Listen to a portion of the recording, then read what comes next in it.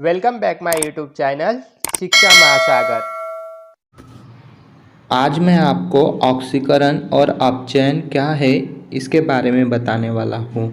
तो सबसे पहले हम ऑक्सीकरण के बारे में समझेंगे, फिर अपचयन के बारे में, और मैं आपको एग्जाम्पल के माध्यम से समझाऊँगा। देखते हैं कि ऑक्सीकरण क्या होता है। ऑक्सीकरण, जिसे इंग्लिश में ऑक्सीडेशन कहते हैं।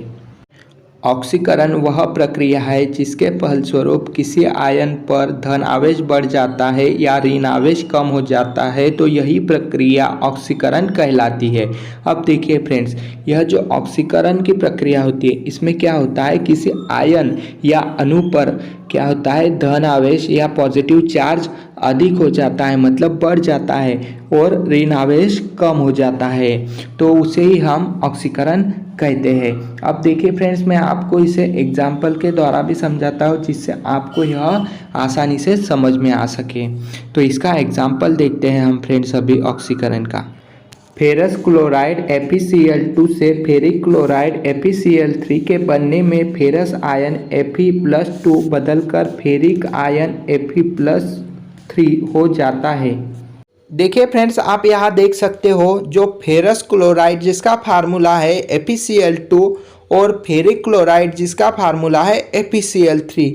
तो जब फेरस क्लोराइड से फेरिक क्लोराइड बनता है फ्रेंड्स, तो यह प्रोसेस ऑक्सीडेशन के तहत होती है, मतलब ऑक्सीडेशन के अंदर यह प्रोसेस होती है। तो ऑक्सीडेशन में क्या हो रहा है, इसमें देखिए मैं आपको इस फार्मूले को समझा देता हूँ। ऑक्सीकरण में यह हो रहा है फ्रेंड्स कि जो यह FeCl2 है, तो यह FeCl2 FeCl3 में चेंज हो रहा है, मतलब जो Cl2 है, जो क्लोरीन है हमारे पास, उसका चार्ज क्या है, पॉजिटिव चार्ज जो बढ़ रहा है, इसीलिए यहाँ पर क्या बन रहा है, FeCl3 बन रहा है। अब देखिए फ्रेंड्स, जैसे कि मैंने आपको डेफिनेशन में क्या बताया कि ऑक्सीकरण या ऑक्सीडेशन वह प्रोसेस होती है जिसके फलस्वरूप किसी आयन पर पॉजिटिव चार्ज बढ़ता है और निगेटिव चार्ज घटता है, तो वही प्रोसेस क्या कहलाती है, ऑक्सीडेशन कहलाती है। तो बस यहाँ ऑक्सीडेशन में यही है फ्रेंड्स। अब हम देखते हैं कि अपचयन क्या होता है फ्रेंड्स। अपचयन, जिसे इंग्लिश में रिडक्शन कहा जाता है। देखिए, यह जो अपचयन की प्रक्रिया है फ्रेंड्स, यह बिल्कुल ऑक्सीकरण के विपरीत होती है। अब हम देखते हैं परिभाषा कि अपचयन की किस प्रकार से फ्रेंड्स परिभाषा है।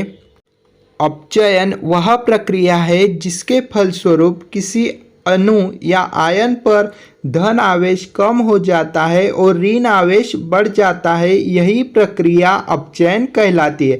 अब देखिए फ्रेंड्स, मैंने आपको शुरुआत में ही बता दिया कि जो अपचयन होता है वह ऑक्सीकरण के विपरीत होता है। जैसे कि आप यहाँ पर परिभाषा में देख सकते हो, परिभाषा में बोला गया है कि अपचयन में क्या होता है कि किसी अणु या आयन पर धन आवेश या पॉजिटिव चार्ज कम हो जाता है और जो निगेटिव चार्ज है किसी अणु या आयन पर बढ़ जाता है, तो यही प्रक्रिया फ्रेंड्स क्या कहलाती है, अपचयन कहलाती है। अब देखिए, मैं आपको इसे एग्जाम्पल के माध्यम से समझाता हूँ। एग्जाम्पल, SnCl4 से SnCl2 के बनने में जिन आयन पर धन आवेश +4 से घटकर +2 हो जाता है। देखिए यहाँ पर क्या बताया गया है फ्रेंड्स कि आवेश जो है वह कम होता है। अपचयन में या रिडक्शन में आप हमेशा ध्यान में रखना कि पॉजिटिव जो चार्ज होगा वह कम होगा, इसलिए ये जो SnCl4 फार्मूला है, इसमें जो 4 है, जो 4 चार्जेस है वह पॉजिटिव चार्जेस है, वह घटकर 2 रह रहे हैं, इसीलिए फिर बाद में कितने हो रहा है, SnCl2 हो जा रहे हैं। तो यहाँ पर देखिए आपको समझ में आया होगा कि अपचयन में हमेशा पॉजिटिव चार्ज कम होता है और निगेटिव चार्ज बढ़ता है ना। और जो ऑक्सीकरण होता है उसमें पॉजिटिव चार्ज बढ़ता है, निगेटिव चार्ज कम होता है। तो फ्रेंड्स, आज मैंने आपको ऑक्सीकरण को भी एग्जाम्पल के माध्यम से समझाया और अपचयन को भी एग्जाम्पल के माध्यम से समझाया। यदि आपको ये वीडियो पसंद आए तो वीडियो को लाइक कीजिए, अपने दोस्तों के साथ में शेयर कीजिए, जिससे कि उनको भी केमिस्ट्री सब्जेक्ट में हेल्प मिल सके। और यदि आप हमारे यूट्यूब चैनल पर नए हो तो चैनल को सब्सक्राइब कीजिए, साथ में बेल आइकन प्रेस